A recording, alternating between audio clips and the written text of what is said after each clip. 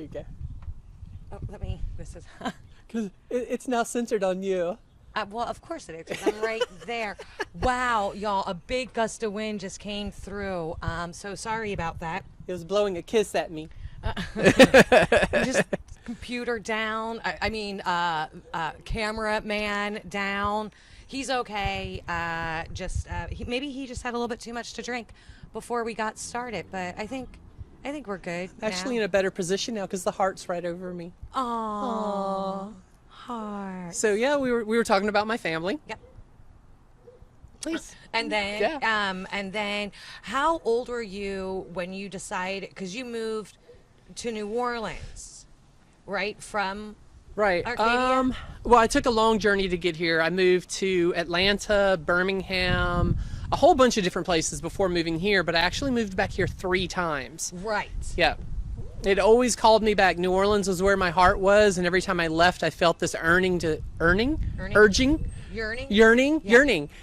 come back to New Orleans. I left twice for a job, and both times I was not happy with it. So I came back to have a brand new adventure, and I haven't left in 14 years now. 14 years. Yeah. Because you had to relocate after Katrina. Yes. To keep my job, I had to relocate to Minneapolis and continue my career that I'd had for about 14 years with Sam Goody and Suncoast Motion Picture Company. And then when that company went bankrupt, I could have either gone anywhere in the world, but I came back to New Orleans. Yeah. Yeah. And you were living in Uptown for the majority of that time. But you are now a homeowner. I am. Yeah. So, yeah. It took me 2 years to find my forever home, and I found it in the lower 9th Ward, Holy Cross area, and it was the best decision I ever made. Yeah, and your neighbors are great. The neighborhood is great. And you have like an extra lot. So like you have 2 dogs. 2 wonderful dogs, Jasper and Nami, and the lot that we purchased, we always say we purchased for them. For them. Yeah, we were very fortunate to be able to get the lot next to our house. Right, but you also, growing up in northern Louisiana, you lived pretty much farm life. Yes. Right, and so you do a lot of farming in your area. I do. Yes. At your house. At my house. We have a vegetable garden that neighbors can give us seeds sometimes. We grow potatoes. This year we're doing purple whole peas. Ooh, can't wait. Excited. But we've done turnips, carrots. You know me, I can't speak. He's a brilliant writer, but an awful speaker. Awful. That's why I write. There's spell check. I have an editor for that. Right. That's my newest joke. So yeah, but no, the neighbor across from us, Mr. Gasper does cabbages. I help him with his cabbage farm. Another neighbor does all the citrus, like the oranges. So we really help each other out there to really maximize our growth. Well, yeah. And Yeah. I mean, you constantly bring me food, so that's cool. Yeah. And it's always delicious. You've been with your partner, Joshua, for how? It's been 5 years. June will be 6. June will be 6 years.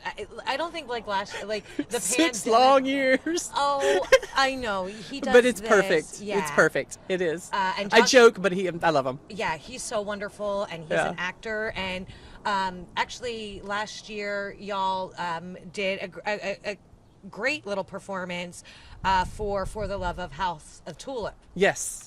Yeah. Very important cause, and we really wanted to give it our all. Yeah, and it was amazing. But you've also been a regular performer with For the Love of, even prior to pandemic, Right. when we were able to gather in live spaces as a storyteller. Yeah, it's an amazing organization, and I always want to be involved. Well, we love you, and we love having you. Shucks. But now Ren and I, our friendship actually started. It's 10 years. 10 years. 10 years. Yeah, 10 years ago. Because before I even moved here, but as soon as I made the decision to move to New Orleans, I started researching theater folk. Mm-hmm. And Ren, as I said, is also a playwright. And he was one of the first people that was just really receptive Right. to me Yeah. and helping Well, your me. email was so beautiful, and you reached I out. don't remember. She reached out and she said, "Hey, I'm moving down there. I really don't know anybody. Can you give me some tips and tricks and everything else?" And I was like, "Yeah, I got you.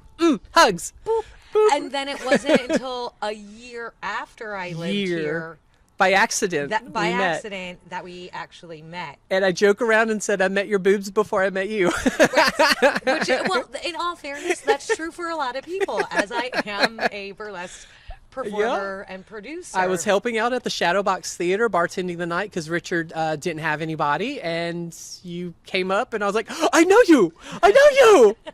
And I was like, I have no idea who you are. And you became my lover ever since. I know, and Yeah. that kind of we've been calling each other lover since for Very long time. a very long time. Way before Josh. Way before Josh. Yeah. Way before any of the people that I've dated. I don't have anyone. Yeah, she's my longest relationship. Just FYI. Oh my gosh, you're my longest relationship Oh my too. God. Oh, love you. Thump, However, thump, thump, thump, thump. calling you my lover kind of got us into a little bit of a snafu. A few times. Yeah. Yeah, but really with one of my cousins. Oh. Yeah, Oh, you okay. don't remember? I know. We've had so many stories. How can I So- keep them all straight? 4 years ago. No. Oh, the one about the marriage. Yeah. Yes. Yeah. So Yeah. so 5 years ago, or no, 4. No, 5, because I was I'm 44. I'm going on 45. I was 39 going on 40. We've been married about half the time we've been dating. So yeah. Oh no, maybe it was 3 years ago. I'm getting my birthdays confused. Anyway, my cousin was like stalking me on Facebook. Like, no, we're not Facebook friends. Take a sip of my wine. Yeah, go ahead. please. Yeah. It's called BYOB. I know. Drink. I was like, wait, I got a wine right here. Why am I Yeah. not drinking? And we were going to visit your family. Yes. We were going up to stay with To visit my mom and dad. to visit your mom and dad, stay on the farm, and we refer to each other as lovers, and it's like, oh, mini vacay with my lover. And from that, my cousin went and told my entire family that I was engaged. Yep. And my dad said, "Oh, maybe there's hope for you yet." Which would be the inspiration for my big fat fake wedding, which was my 43rd birthday. Yes. Yeah. Yeah. So, but you and I, we've just been. I mean, you're a member of the Blue Stockings. Yep. You've been in my play, Saints and Sisters. Yes, Yep. and because of Saints and Sisters, I had the opportunity to meet so many amazing people and work with so many amazing people. Yep. But Carrie Cahill, who Love her. Yeah, I mean, Yeah. Carrie, I love her. She's also one of our board members. That's amazing. For the love of. That's awesome. Yeah, and she's going Couldn't to ask for a better person. I know, and she's Yep. amazing, and just it seems like no matter what you and I are doing in life, we're still constantly working together. We're always crisscrossing our paths. Yeah. Yep. And it's beautiful. Yeah, and like Yeah. even with creating a concierge, Creating a concierge. you give a shout out here to the Blue Stockings, to me, Yeah. to the tour company I used to work for, French Quarter Phantoms, which I still 100% support. I'm just not a tour guide anymore. Well, it's important to always tell people where you came from and who got you there, and the love and the support that the people of this city and just friends in general have always shown me. And I'm not going to write a book and not put your name in it. Aw. So yeah. Oh, see, love this guy. Aw. But gush gush. Aw. But the book itself is amazing, and I had the opportunity to read it before. Yeah, you had the preview advance copy. Yeah, the preview advance copy. Yeah. Contribute to the editing process. Help us to pinpoint some areas of the book that needed to be checked on. And thank you for always being so honest and open about it. So, Well, Yep. thank you for trusting me with your work. Right. I think that's a huge thing. If somebody asks you to read something, that's saying, I trust you. And so even if you're not interested in reading it, be thankful, show some gratitude, or Yeah. like maybe you just don't have time, but show some gratitude because it is such a sign of respect, and Yep. it was an honor for me, and the book is hysterical. So why don't you Thank why don't you. you take over and tell the audience a little bit about what prompted you to write the book, and tell a little bit about some of the stories. Sure. Yeah, I'll give you the little because I do ramble at times, so I will give you the Cliff Notes version of it. The book is a comedy hospitality book, all about the hotel industry and beyond. But it's more than that. There is life lessons to be learned. There is the person I am and all the events that happened in my life to create the person that became a concierge in my professional world. It really started as me sending funny emails to other concierges about events that were happening to me at the hotel. Things that can make people laugh in their life. The things that we think in our crazy heads but can't say, and how it contradicts what we really do say to people.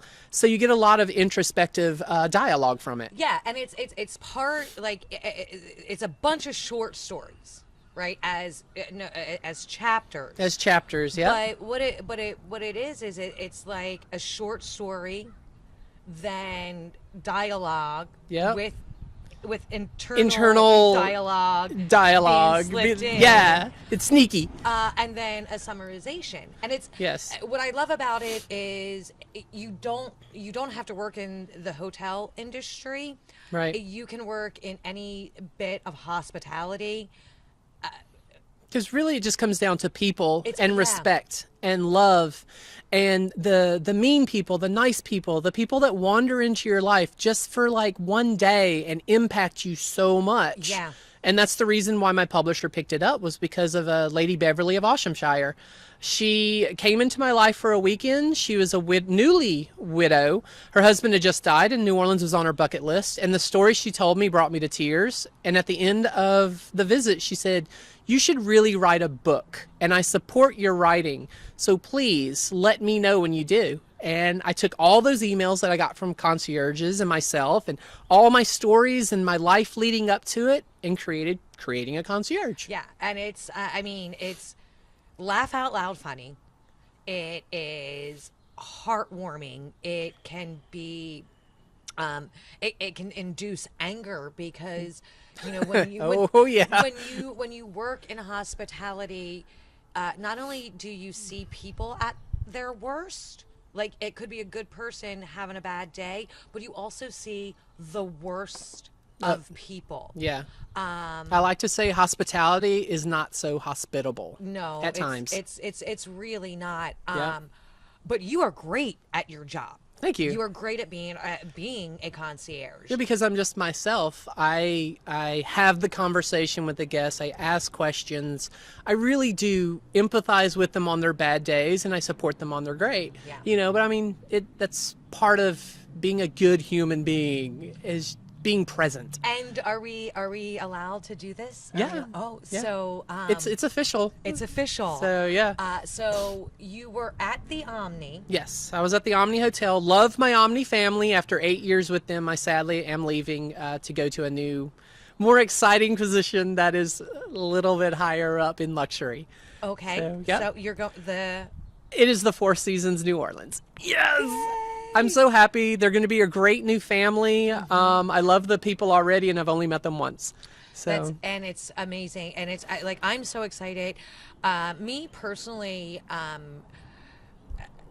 this past year, like I was able to really self-reflect and realize that maybe after 20 plus years working in hospitality, I didn't want to go back to it like this. But for you, you've been aching to get back to work. I'm ready to talk to people again. Yeah. And so I'm very excited for you. And I love that. And as much as you love the Omni, and I know that you love the Omni because we've talked about it multiple times, but I love that not only are you going back to work, but you're rising, like you're Right. leveling up. Right. Your journey has to continue. Yeah. Yeah. And yeah. that's like for so many people that are hurting during the pandemic, to hear this kind of news. Yeah. It's very exciting. Yeah, It's thank you. yeah. Thank you. Yeah.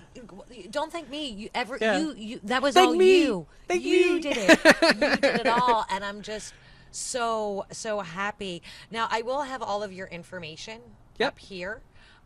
Where you can get the book, all of that kind of good stuff. Yeah. So, yeah. But it is called Creating a Concierge. Also, he is. Let me hold this By up. Ren French. By Ren French. Available on Amazon, or you can DM me for an author signed copy and I'll mail it to you. And he also did the artwork. Oh, So yes. The artwork is a funny story in itself, and that is on my website too. I was drunk when I drew that, and the publisher said, "We need artwork," and I was like, "I did a sip and paint. Here And you go." And you also have local artists that have done some cartoons throughout the book. I did. All of the doodles in there are called Doodle Mabobs because it's for my mom, who is Mary. That's the ma, and Bob is Bob, my dad. So Doodle Mabobs. Local artists here have donated their artwork to be the illustrations in the book, and then I reached out to regular guests of our hotel and got a whole bunch of artwork from them that submitted to the publisher, and the publisher picked the ones they want. Yeah. So actual hotel guests that drew pictures for me are in the book as well. It's amazing. I love it. And before we go to our commercial break, you're blowing up on the TikTok. I am blowing up at the TikTok. Yeah, it's ridiculous. I joined in February and I have 7,500 followers already. Wow. Yeah. Yeah. That's, Ren_French. well, it's going to be up here. It's gonna be up there. Here. It's just not up here right now. I did not realize. Fix it in post. I didn't realize the app was going to be so full of love and support and care, Yeah. creativity, and actually, funny story. Right before this, I was feeling a little blue today, so I went on live for an hour, and the friends that came on really picked me up. So when I got here today, I'm like, I'm ready to do this. Yay! I love it. So yeah. I am not on the TikTok. I just got on Twitter. So I mean, I'm not on Twitter. Just saying. yeah, So, it's a lot. It's a lot to maintain. Who knows? Maybe one day. But that being said, we'll have all the information. It's Creating a Concierge, and we are going to go to our commercial break.